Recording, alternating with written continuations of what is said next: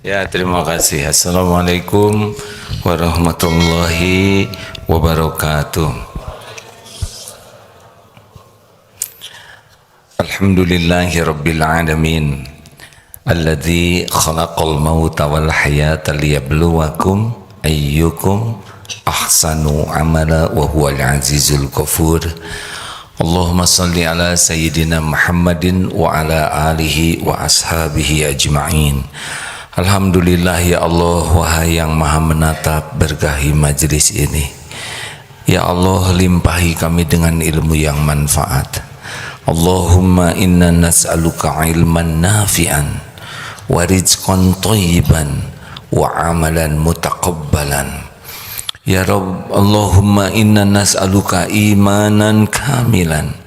Ya Allah, kami mohon kepadamu iman yang sempurna, wa yaqinan shadiqan, keyakinan yang benar ya Allah, wa qalban khashian, hati yang selalu khusyuk kepadamu, wa lisanan dzakiran, dan lisan yang selalu basah menyebut namamu.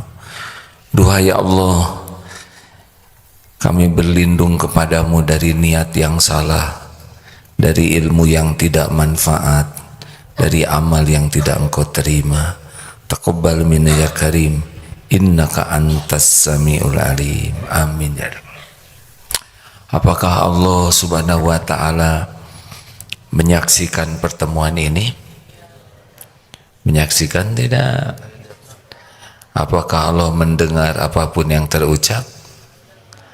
Adakah yang tidak didengar oleh Allah? Setiap perbuatan akan kembali kepada siapa? Setiap perbuatan akan kembali kepada pembuatnya. Jadi kalau kita berbuat baik, yang beruntung siapa? Siapa? Perlukah kita menunggu orang lain berterima kasih? Perlukah kita menunggu orang lain balas budi? Mau apa? Kita sudah berbuat baik saja sudah untung. Siapa yang membahayakan hidup kita? Jawab. Diri kita sendiri. Kalau orang berbuat jelek kepada kita, kita tidak rugi sebetulnya. Karena kita dengan perbuatan kurang baik orang lain, kita dapat ilmu. Satu, ladang ilmu. Kita jadi tahu ada perbuatan buruk yang tidak boleh kita lakukan. Yang kedua, karena perkataannya menyakitkan, maka kita dapat ladang apa? Ladang penggugur dosa. Karena perkataan yang tidak enak, yang menyakitkan, bisa menggugurkan dosa kita. Punya dosa tidak? Mau diampuni Allah? Nah, salah satu penggugur dosa adalah hal-hal yang membuat kita tidak enak. Dengan orang yang berbuat kurang baik kepada kita, kita jadi evaluasi diri. Jangan-jangan Allah menakdirkan kita dihina orang karena kita suka menghina orang. Jadi ladang tafakur, tadi ladang ilmu, ladang penggugur dosa, kemudian ladang tafakur. Ya Allah, Kau takdirkan saya disakitin orang. Jangan-jangan ini buah dari perbuatan saya suka menyakiti orang lain.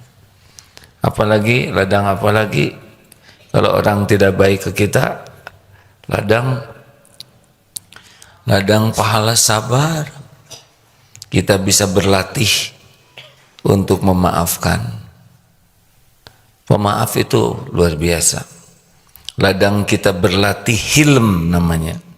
Ada dua sifat Nabi yang sangat dicintai Allah, namanya hilm dan al-ana. Dua sifat ini kalau kita punya, Masya Allah. Hilm itu adalah kemampuan menahan amarah, mengendalikan amarah, dan al-ana itu kemampuan untuk tidak tergesa-gesa, tidak terburu-buru. Kalau kita punya dua sifat ini, Masya Allah. Kita kembali dulu ke tadi itu yang berbuat jelek, kita digugurkan dosa, kita jadi dapat latihan. Kalau tidak ada yang menyakiti, kita tidak bisa latihan untuk mengendalikan hilm ini. Jadi sebetulnya orang yang berbuat kurang baik ke kita itu ladang kita meningkatkan kualitas. Kalau tidak berlatih susah. Kayak petinju itu katanya meningkat kualitas itu karena ada sparring partnernya, ada lawannya.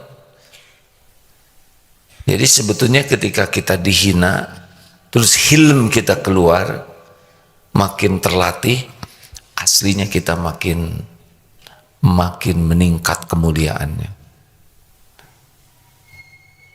Di Inggris ketika ada kerusuhan rasial beberapa bulan yang lalu,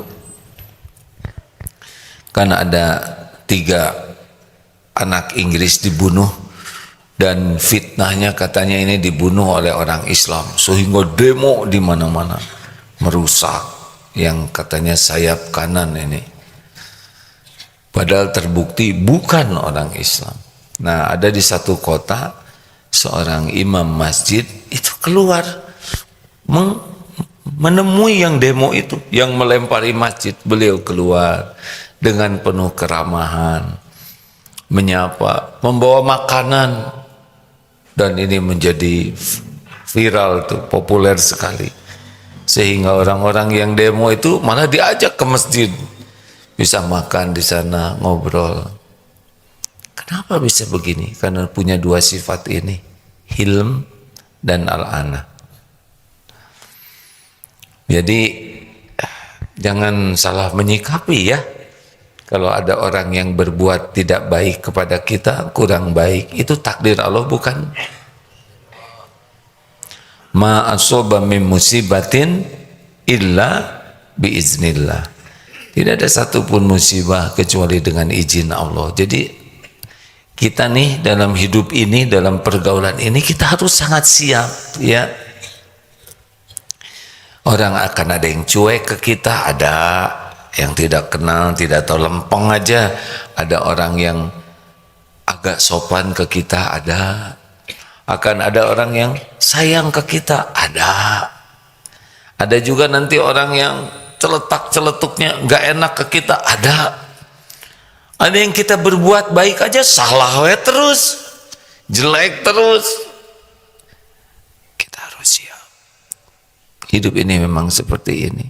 Jadi kalau kita ingin semua orang baik ke kita, itu namanya mimpi apa? Mimpi di siang bolong, mimpi sundal bolong.